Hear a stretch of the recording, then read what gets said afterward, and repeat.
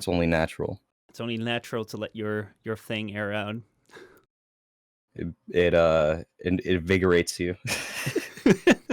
What if we started the podcast with that? It is what it is. It is what it is. What's going on, everyone? Welcome, Defton. How's it going, dude? Back from the dead. Back from the dead, back from university, whatever you want to call it. Yeah, I'm here. What's up? So, what would I say? Would I say I wouldn't say Warframe YouTuber anymore. That's been too long. Your fellow Tenno Defton. But I'd say That's funny. YouTuber, designer, music creator. I am a person doing many creative things. A person that does a lot of creative things. Yeah, make music. I am a programmer by trade, or a computer scientist by trade. I mostly focus on web design. I am a YouTuber and Twitch streamer. Other things. You're everything. You're absolutely everything. Yeah. So what have you been up to lately? Well, obviously with the global situation, I've been at home.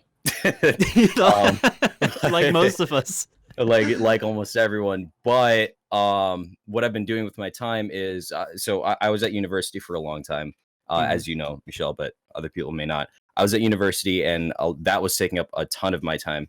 And because I was a commuter, so I would commute to my campus, and it was like always an hour commute there and back. So it would take up a lot of my time, and a lot of times I'd be staying there and working on homework and stuff. So I wasn't really able to focus on my internet personality, so I wasn't able to focus on my YouTube and Twitch as much, which really was an issue for me. Like, I wanted to continue, but I just literally couldn't. I didn't have time. But now, the only good thing that's come out of this global situation was the fact that I have a lot more time now. I'm at home. I'm able to make videos. I'm able to go live on Twitch, and it's just been an awesome time for me. So that's really what I've been up to lately, focusing on that. So how is your university handling this situation where like everyone is at home right now? Like, are they like replenishing it with online classes? Are you is the year like kind of done? What kind of things are going on there? So yeah, the university is focusing on online classes, and it kind of isn't that great, to be honest. It's actually really bad because I think that online classes are a lot more difficult. And whenever I talk to people about this, I say the exact same thing. It is much more difficult than going to in like an actual campus. The reason why is because when you go to a campus, you have like certain things available to you. Like, you're able to go to your professors and actually talk to them, during their office hours, or sometimes you could just talk to them when they're not in their office hours, or when you're actually in a class environment, you are kind of forced to focus on the class in a way. And I know some people don't, but it's a lot easier to find that focus when you're in that class environment rather than when you're at home and you're at a place where you feel comfortable and you don't really want to do any work, or you don't really want to do that kind of stuff that you normally would do at school. I, like a lot of people, separate my home life from my school life. So like, it's pretty difficult for me to transition to bringing that school life back home. So, and I think that that's what a lot of people are struggling with right now. So my university is doing online school, and it's kind of ridiculous. My professors don't know what they're doing. Because obviously they're not used to online classes. And yeah, it's just a whole situation. And they closed the university until August. So yeah, actually, that's a really long time. Most well, actually, I think they did in our country too. Like, but mostly they said, "Oh, it's going to be closed until like April." But I think universities knew ahead of time that they're like, "This year's over. We're not going to see you back. Just scrap it." Yeah, but absolutely. It's such a strange thing. On the one hand, like, it makes a lot of sense. Like, I had to really get used to it when I started doing like YouTube from home and like didn't really go out. It's like when you wake up and work in the same room that like you're sleeping. It's so strange to like focus. Whereas like when you actually have to go out, and like an hour commute is quite a long time. Like you Right. really have to like dedicate yourself to like you're already dedicating yourself to doing the studies and like Right. being in the room with the people around you. So like, Exactly. do they still have any like tests or exams or like things you have to hand in Yeah. this year? Yeah. They I'm not sure what my professors are going to be doing in terms of like, exams and finals and stuff like that, because obviously this is very different for everyone. Hmm. But every professor I have, they have said that they're going to make it so that it's like their grading is going to be a lot more lenient. So they're going to do a lot of curving and stuff like that, just because the environment is very new and it's very difficult for a lot of people. Um, so yeah, I mean that's kind of the way that it's working right now.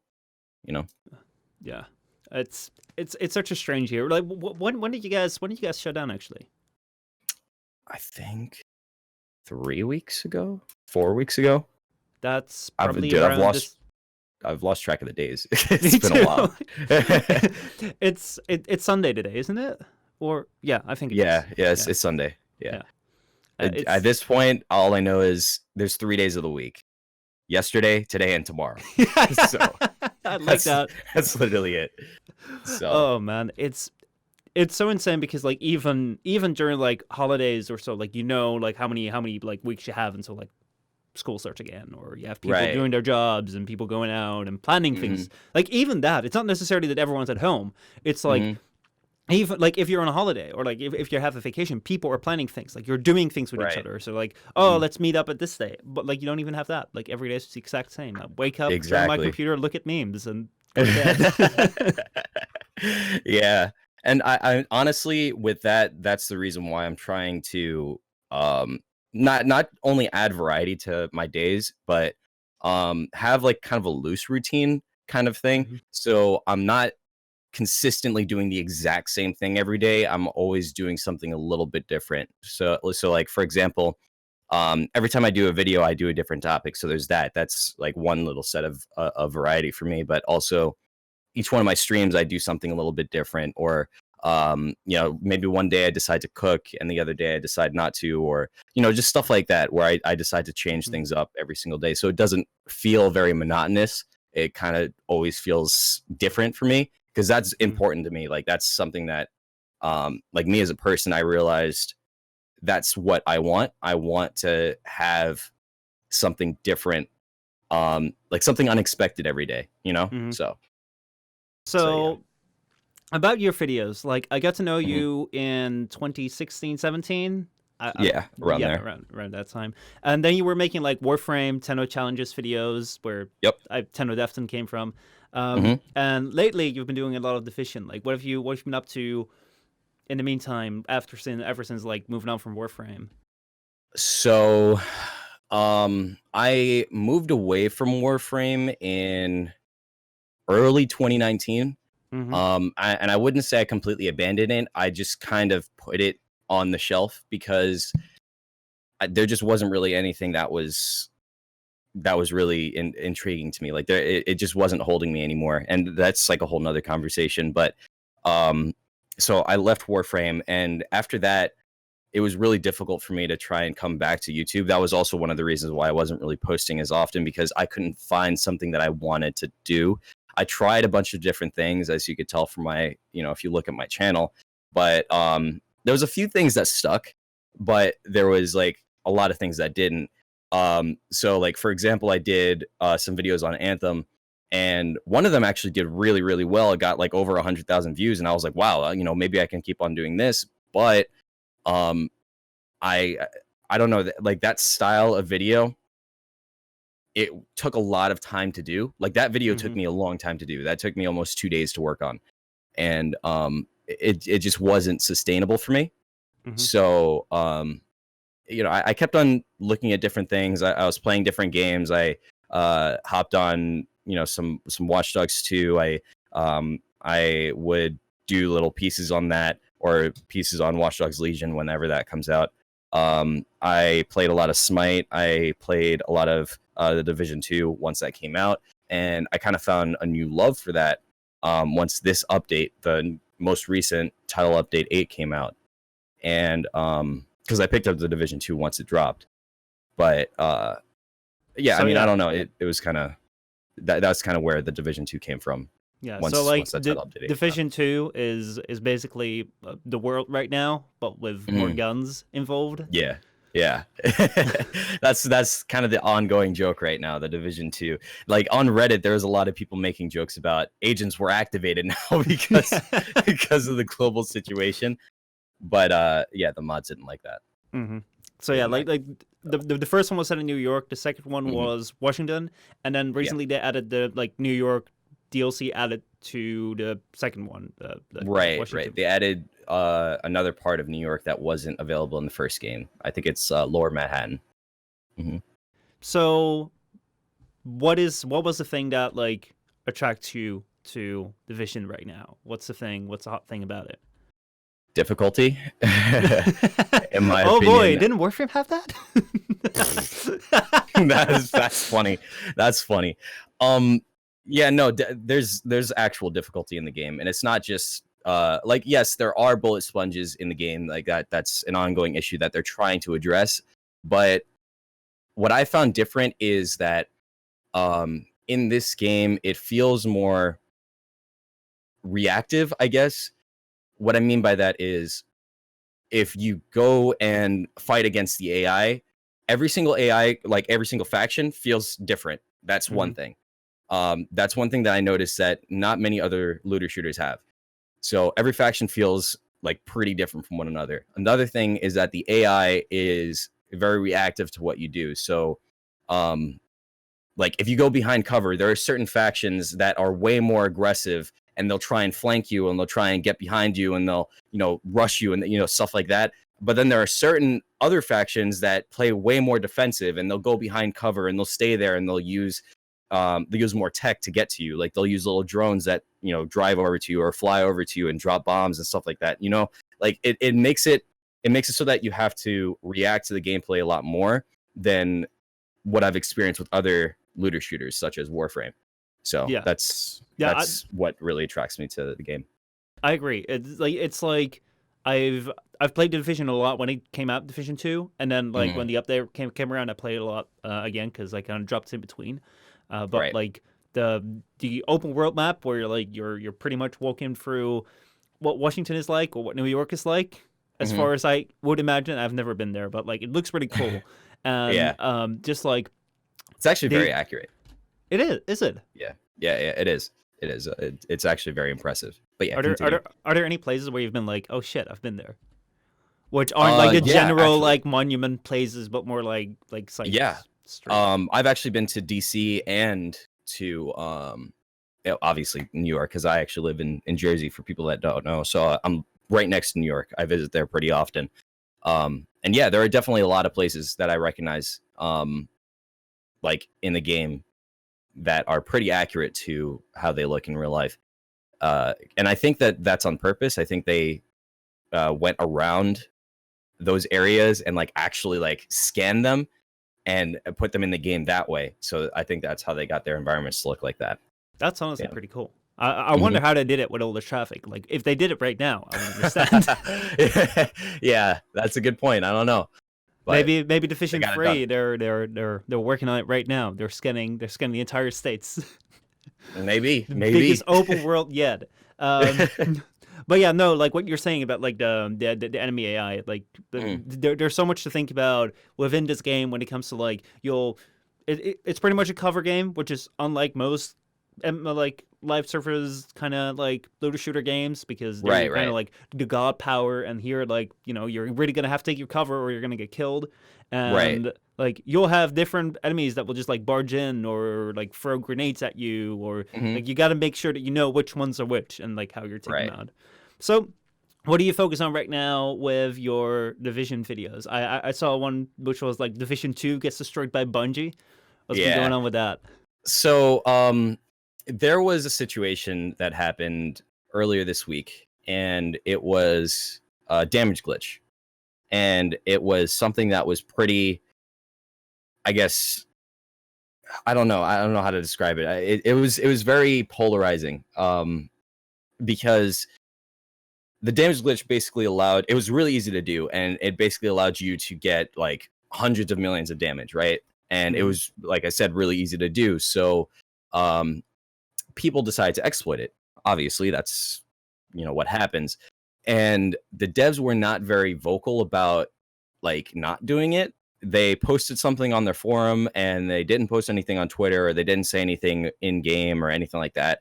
And I guess people didn't realize, like, when you exploit a bug, that is grounds for getting banned or getting suspended. So like I feel like that's pretty common knowledge, but I guess people didn't realize that. And so a lot of people got banned, right? And people were very upset.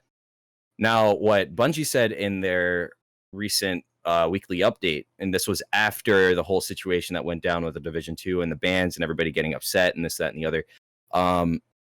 Bungie said in their weekly update that they had like a section about fair play and how they address bans and how they address suspensions and this, that, and the other. And they basically mentioned that, hey, we're trying to walk like a tight line here because we don't want to suspend people who don't deserve it, but we also want to address those people who are making the game unfair. So like we're trying to be as fair as possible with this, right? And a lot of people appreciated that. And the reason why I made that video is because it seemed like the timing was very strange. Like it seemed like it was very coincidental. You know what I mean? Like Mhm. right after this situation that happened with the Division 2, they decide to post that and say that. It seems very odd. It could have obviously been a coincidence, and I mentioned that in the video, but that's kind of why I made the video, because I thought it was a very, very odd coincidence. It's a strange thing when it comes to game exploits, because like how are you supposed to know that like this thing is really like an exploit, and how Mm, many times are you like allowed to try it out or like test or see what confirm it is real, or like even if they right. like post on it on the forums, like who the heck even like reads forums about a game? Like Yeah. I don't even do that for any games I play. Yeah, exactly. So, but I mean, there are some people that are pretty heavy in forums. Like, I mean, for example, we could just look at the Warframe forums, right? I mean, there are a Oh, lot of oh, people oh, who oh, decide to go on oh. Warframe forums. So, but I mean, what else would they do with their time? So, Yeah. but uh, certainly not play the game. No, but that was a joke. That was a joke. I swear. I But mean, yeah, it's kind of true though. I well, yeah. Let's just a little bit. A But little bit much.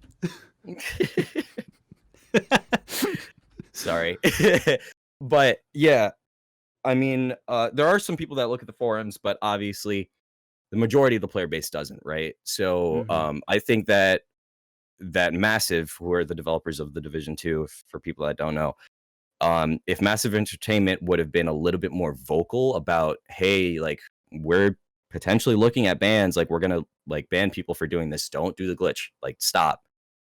If they were a little bit more vocal on that, I think that the backlash would have been a lot less and people would have been a lot less angry. But because they weren't, it caused like, this whole whirlwind for them where a lot of people are like, oh, I'm not playing the game anymore, this, that, and the other.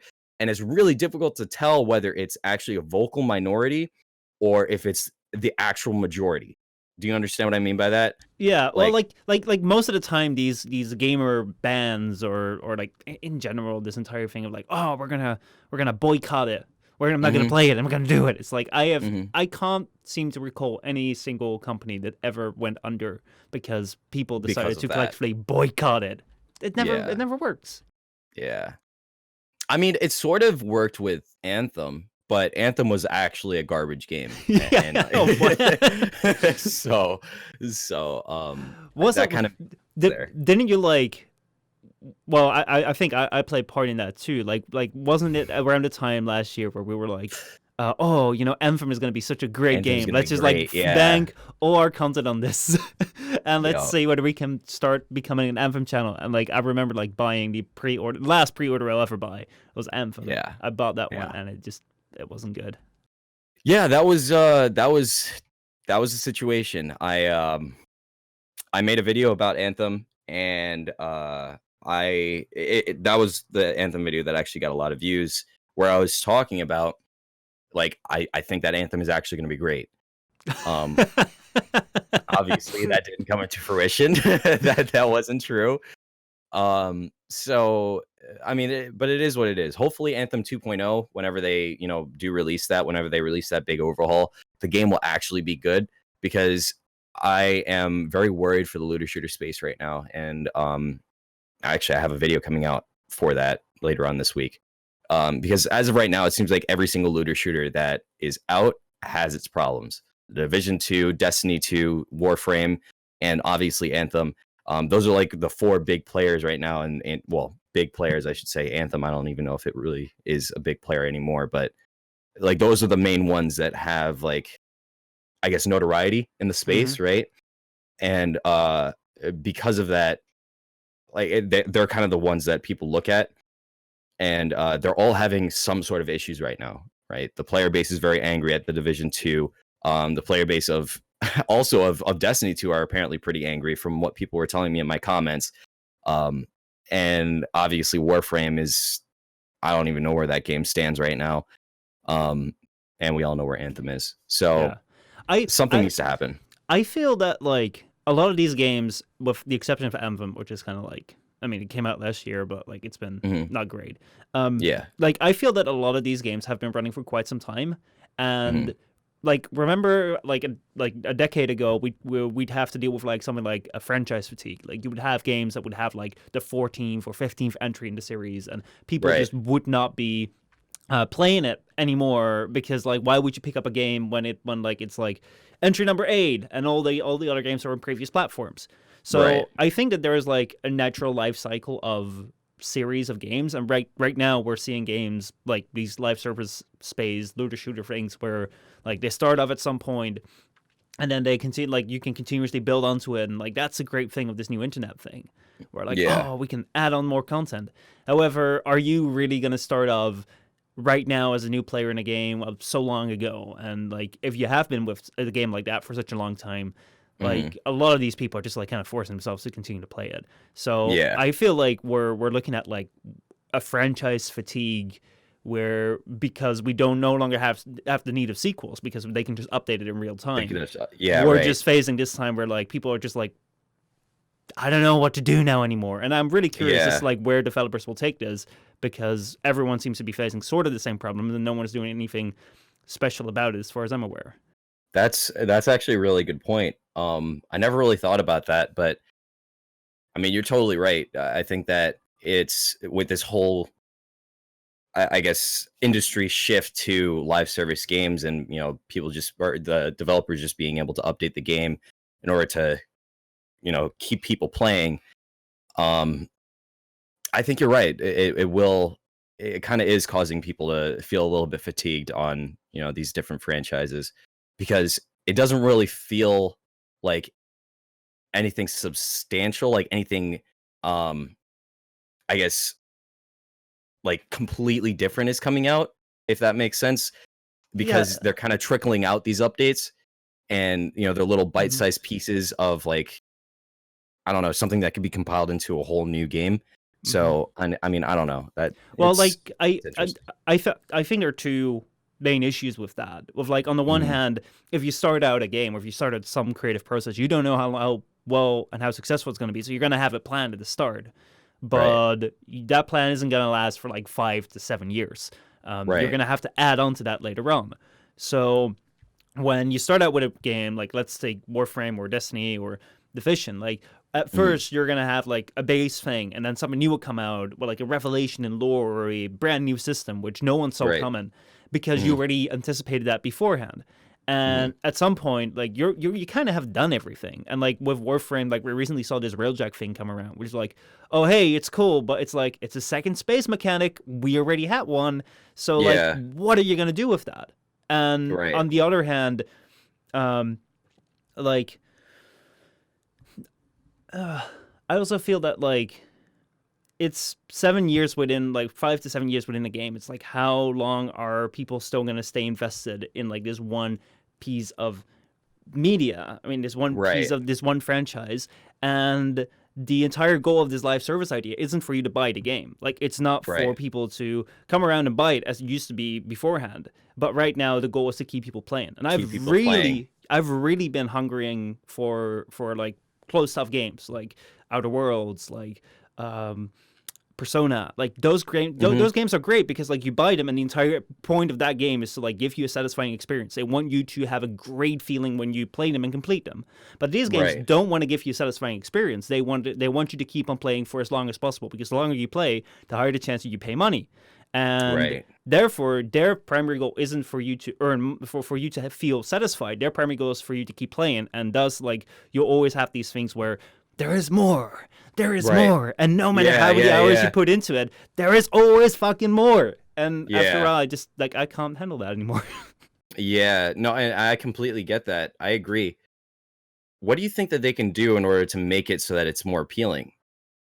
It's part of it is baked into like the live service thing, because Mhm. like if you want to have this free to play thing, but you would like it's gonna have to be supported by some way, which is most of the time going to be like pay to progress things, because pay to win also really sucks. So pay to progress is the Yeah. lesser of the evils, but that does Mhm. require you to like have this. I'm not satisfied. Like, don't you're never satisfied. There's always more. Right. Right. But I don't know. It like it's probably similar to like when your favorite YouTuber subs being your favorite YouTuber, because you've kind of like watched most of their stuff and you're like, yeah, this feels to be a derivative of a derivative, and like Right. what can you do? Like, Mhm. are you gonna say like, hey, we're gonna round this thing up, and then because we've told this story, and then we're gonna move on to like a second universe thing? Are we gonna like cut down what we've like the content that we've already made so that people can like flow into it better? But like, wouldn't that be cutting down on like the old game inherently, if you're Right. going to be saying like, oh, instead of like going over these planets, you're just going to have to like, I mean, what Destiny does, where like with Destiny you can just like, if you join in, you get like the first free DLC for free, and you can play Mhm. through all the story quests in Mhm. whatever order you like, and you're just being Right. dropped off into like the main hub. So they kind of Mhm. cut up that like story progression, because it's like, hey, we just want a new player to be dropped in the middle, and just they can choose whatever they like, but they don't have to do like all these years of content. But then Right. like, aren't you sacrificing your game and like sacrificing this thing which like once was a great game, and like just throwing that away? I don't know. Right. I think that one way that they could approach it is possibly by separating so with regular games, right? The games in the Hmm. past, you would buy it and then it would have like that one section of content and you finish that and then that would be it. Or you could Yeah. replay it or whatever, but like that's your main section of content. And then you'd have to wait like a whole nother year or a whole, another year and a half or whatever for the next game to come out. Sometimes it's even longer, right? What I think that these live service games should do is try and build out the games so that they're like that, have it so that it's satisfying. It makes the people want to, play it until the end, and make it so that it's replayable. That's fine. That's cool too. But then for the next year, don't worry about posting updates. Just try and have that core game be good enough to last for a year. And then after you work on like a big update for the next year. So it's like yearly updates rather than an update every 3 months or an update every month or whatever, right? I think that would help a lot with fatigue or franchise fatigue, because those people that don't want to keep on playing the game, but they feel like they have to, if they followed that model, they wouldn't have to keep on playing the game. They would come back to it after a year, right? Hmm. But they won't have to continuously play because they feel like, oh, I've dumped so many hours into this and there's going to be a new update in like 3 months. I should keep on playing so that I could build up to that or whatever. You know what I mean? Yeah. I think that it would help the situation a lot more if they separate the updates by more time and make the updates more substantial. I think Like, what do you think about that? I, I think that there's like like it's a really good point for on many fronts, because Hmm. one thing which we're very much seeing with Warframe in the last year is that like, if you're starting out with something, like everything's got to be bigger and better in order to bring out the wow into the audience. So like, if you've done something, you Right. do it again, like it's no longer special. So like, these games start off and they can like give you a little bit, and you're, wow, it's insane. Oh, it's a quest. Wow, Mhm. it's insane. But like the Mhm. bigger you go, the more time you have to spend in it. And at a certain Mhm. point, like you're gonna phase where like this time there was like a 1.5 year gap or 2 year gap before like the big update was released, and it was just Right. it wasn't finished and it wasn't great. Mhm. And it's like Yeah. like at what like in what interval do you have to release content in order to be like frequent enough for people to like come back and care about your game? And on the other hand, like how frequent, like how much time do you need to take in order to make it big and wow and like attract a crowd? And Right. maybe a year, as we see with like FIFA and Call of Duty being like yearly releases for years, Mhm. maybe like that Mhm. is a sweet spot.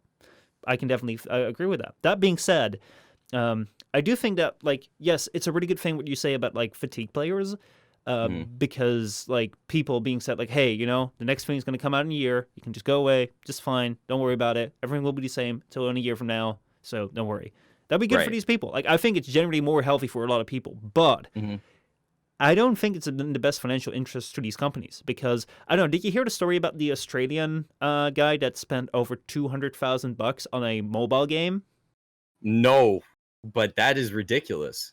Yeah, he I mean, did. at that point, it's just like I feel like that's just greed at that point. Well, it's You know what it's I just mean? because like it was this game with these gacha mechanics where like you could pay to like skip times or like get upgrades.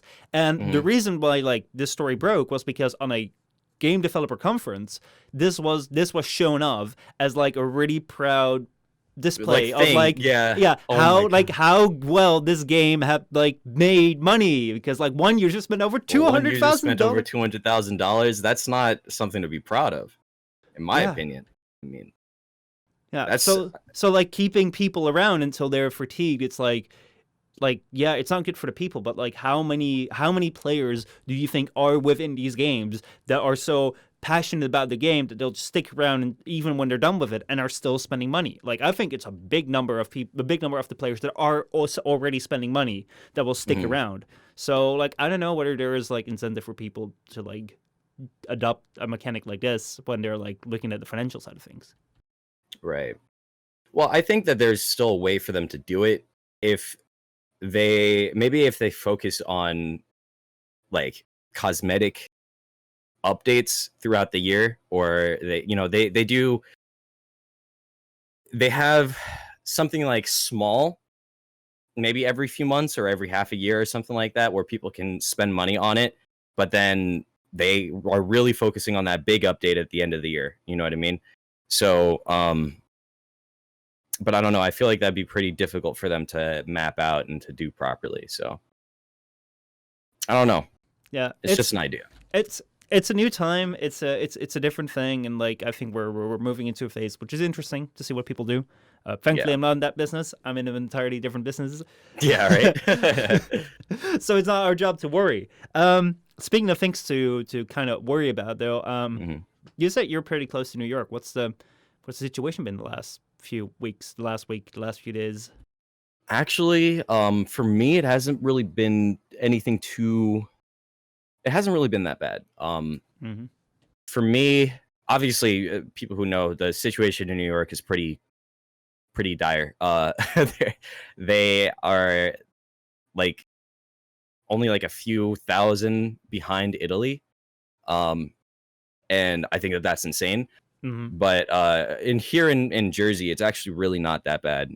We have a stay-at-home order, which basically just means that try and stay in your houses whenever you can. But you could go out for essentials and stuff like that. Um, Non-essential businesses are shut down, so basically you can't go to malls or anything like that anymore for obvious reasons. But you could go to food places. Uh, there's a couple of restaurants that allow takeout. You can go and really that's mainly it. Now that I think about it, like it's there's like WalMarts and stuff. I mean that's really it. There's not really much else you can do. So kind of just stuck at home. so like are you still able to like go out for runs or something like that? Yeah. Yeah. We could still go out for runs. They tell us that we need to put on face masks and stuff like that whenever we can, whenever we're going outside, which some people follow, some people don't. I do, but I see a lot of people that do not for some reason, and it's still it's very confusing to me because I feel like it's a pretty easy thing to do. It's a pretty simple thing to do. Um, but It's such yeah, a I mean weird that's kind of what time it is. in the sense of, if you look at like the pictures from the hospitals, if you hear the stories about how bad it can be, it is pretty bad. Yeah, Like I really want to emphasize this. It's no laughing matter. It's not like, yeah, oh, it's no it's like the joke. flu every year. Which again, like actually the flu, I didn't know was so bad. Like it killed so many people. Yeah, the flu is pretty crazy. And the only reason why the flu isn't horrible is because we have a vaccine for it, right? We have a Hmm. vaccine, we have ways to fight it. But this we do not. No, We do not. no. So But yeah, it's it's so weird. This situation where like it's really really bad, and it really is. But then like you wake up in the morning and like the sky's blue and mhm, people are at home and like there's nothing going on outside as far as you can see, and it's like it's mhm. quiet. Like you can go out for a run. Like you see people walking around. It's such a weird um change in situations where like there's this one horrible thing going on where there's like this big war being fought actually against the virus, and then on the other hand like your day life is just pretty quiet and you don't actually have to go out anywhere, and it's just like, Yeah. right.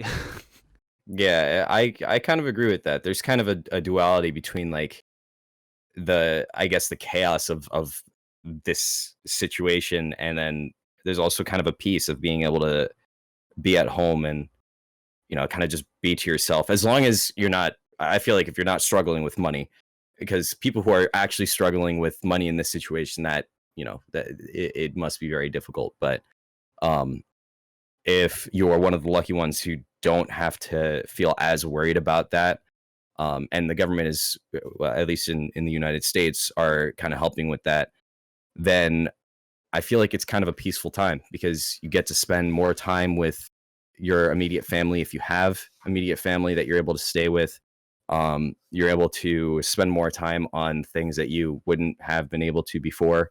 Um, if you have like personal endeavors, like if you wanted to learn, I don't know, how to code or how to edit videos or how to, um, you know, draw or do whatever, like you could do that now. You have the time to do that. And I think that that's something that people should really be, taking for granted. People should really be trying to use, you know, try and use this time wisely. Yeah, I really really like the fact that like I get to spend more time with family, Yeah, and me like too. it's it's such a precious thing which like you often forget because like you go about everywhere and like life goes Hmm. on and like you're busy, you have appointments, you have places to get to, and now All right. we're all forced to stay at home and just like be, hey, these are How probably are some of you? the most precious people in my life that Yeah. like I like you're not gonna die and wish that you had 5 more minutes in the office, but you'll probably die and wish you had 5 more minutes with family, which Right. I don't know. Maybe this time will like remind people a little bit more of that. I don't know. It's gonna I think change so. I think something so. at least.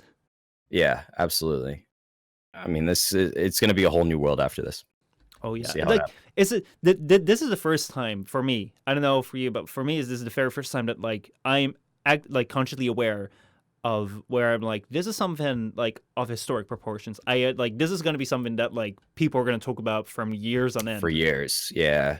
We're going to be telling our children, if you want to have children, we're going to be telling our children, like, there was a time where we had this thing happening and we weren't able to go outside and we weren't able to, go to the mall. We weren't able to enjoy these things that we would normally be able to enjoy, but we were able to stay at home and spend time with our families and, do this, that, and the other. And I really wonder how people are going to talk about it in the future, whether it's going to be painted in a really good light or in a really negative light.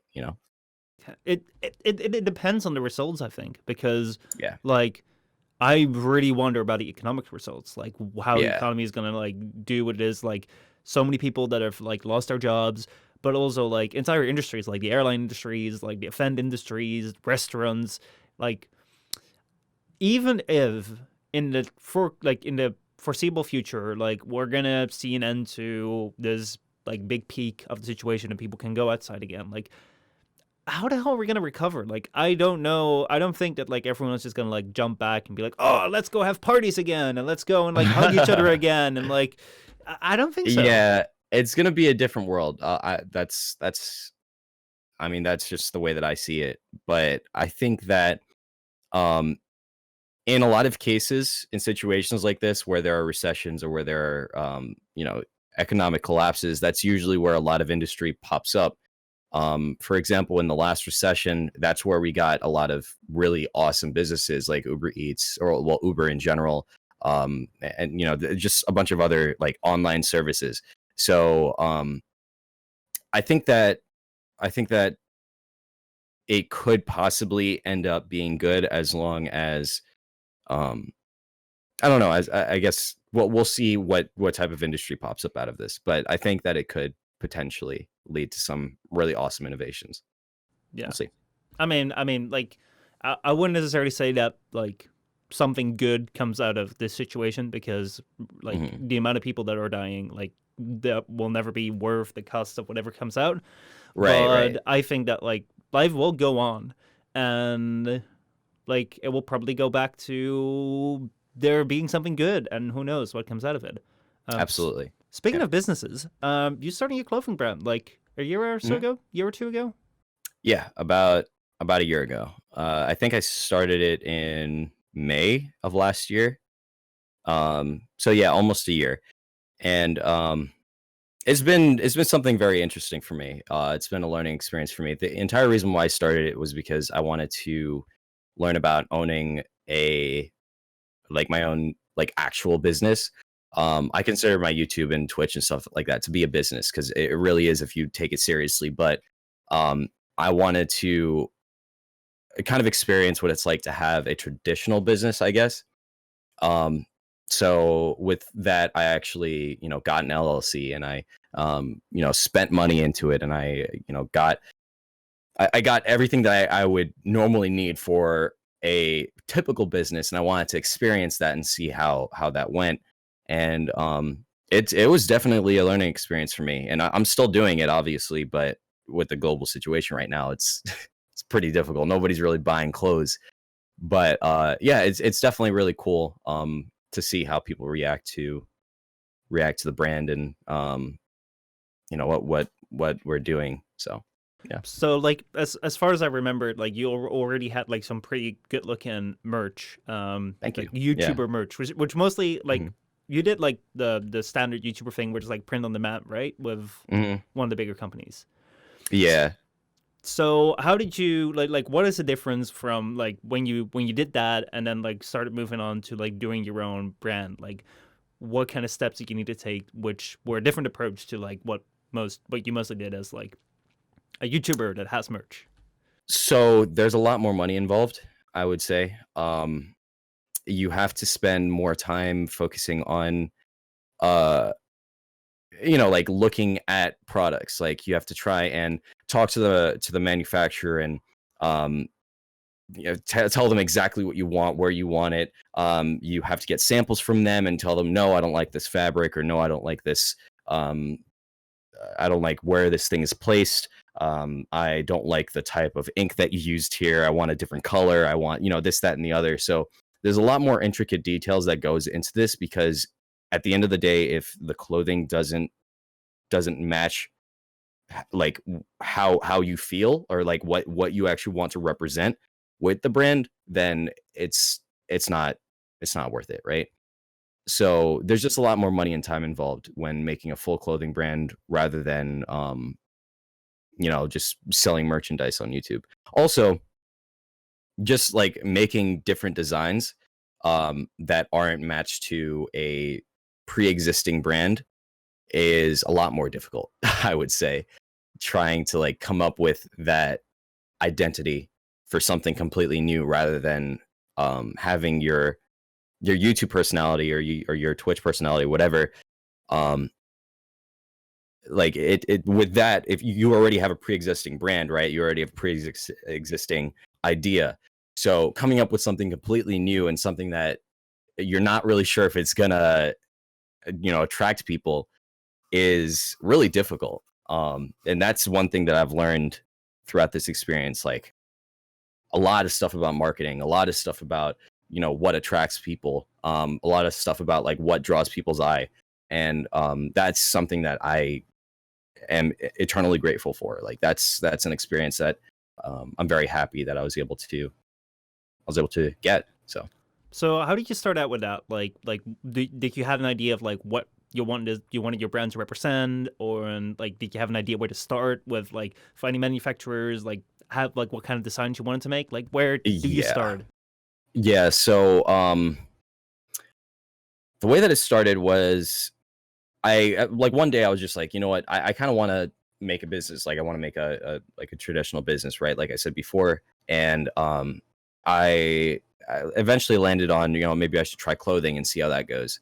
I dabbled a little bit with selling products, like, actual physical like products. Like I sold um what was it? I think I sold like tea kettles or something like that.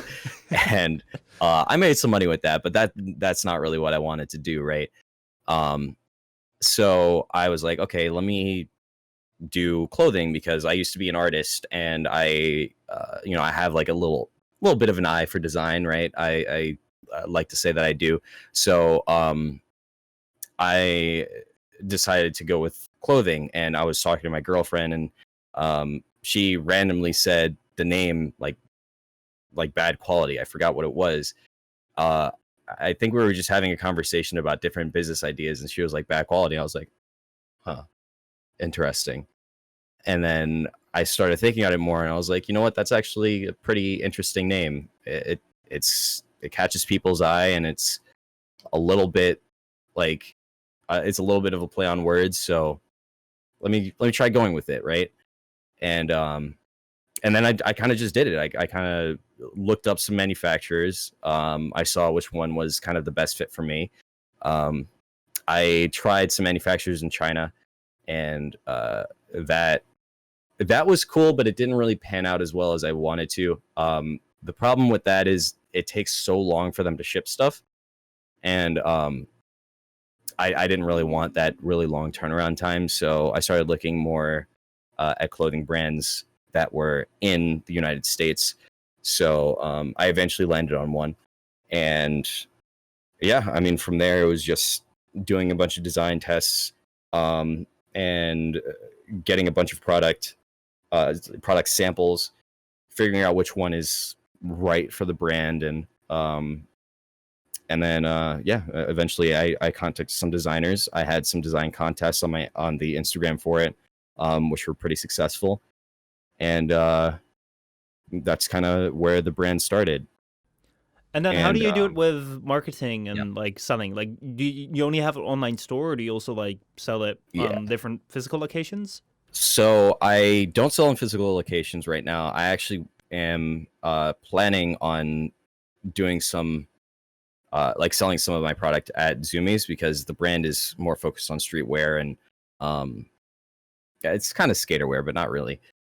So Zoomies, if you don't know, it's kind of like a skater like store, like a skater apparel and like skateboard shop, and they sell a lot of different stuff from Odd Future to Primitive to they sell a bunch of different brands, right? A lot of brands that are really well known in the skating scene, and I skateboard. That's kind of where that came from. So that's kind of where I wanted to take this, but I obviously needed to get some more notoriety first. So yeah, in terms of marketing, I sell mostly online. I market through Instagram, Facebook, and I do Google ads a little bit, but not really too heavy. And then I also sell in person. Sometimes, like I put up like little kiosks. I had one at my school actually, and that did fairly well. I sold out of everything, so that was cool to see. But yeah, that's kind of where it is right now. Nice. That's how Well, I'm marketing. Mhm. I'd say buy those pre-roll YouTube ads, like become the next raid. Yeah, no, I probably should. I've been looking into that, but I need to figure out how I want to represent the brand on video, because it's mostly been through images at this point. Yeah. No, I can see that. Honestly, it's really cool. Like, it would be something like if I were to think about like starting up, especially like a clothing company where you have to like figure out like the manufacturing process and like getting samples and like I think you also like you order your stock and then you sell that after you got it in, or do you work Right. with pre-orders? I don't think so. Do you? No, Or I have there is a warehousing company that I use, and they kind of ship it out from there. So, and they have different warehouses throughout the country. They have, um, well, not just throughout the country. They have different warehouses throughout the world. They have one in the UK. They have one in North Carolina. They have one in California. There's one more in Europe. I forgot where the other one is. But yeah, that's kind of how I do it, and then I separate it throughout those warehouses. so like you're aside from putting the investment into like like making the designs, like setting up like all the legal work to like make your company official, like you're Hmm. also gonna have to like invest in like getting your stock before you sell it, and then you're like you Hmm. got to sell it like right after that. Like and where do you like it's such a big thing to like invest in and start out with. So like I think it's a really cool thing that you did it and like that you're Yeah. working on it. And like before the podcast started, you told you said that you were working with like a couple of like you were working with your designer, like maybe some new designs coming out soon after Hmm. like this Corona thing. So Yeah, that's pretty she has cool. a deadline for June, so yeah, we'll have some designs probably in July. They should be finalized in July, hopefully. So yeah. So what's your website, by the way? For Badquality.co. So sweet, mhm. sweet. I'll make sure it's gonna be in the description. Check it out.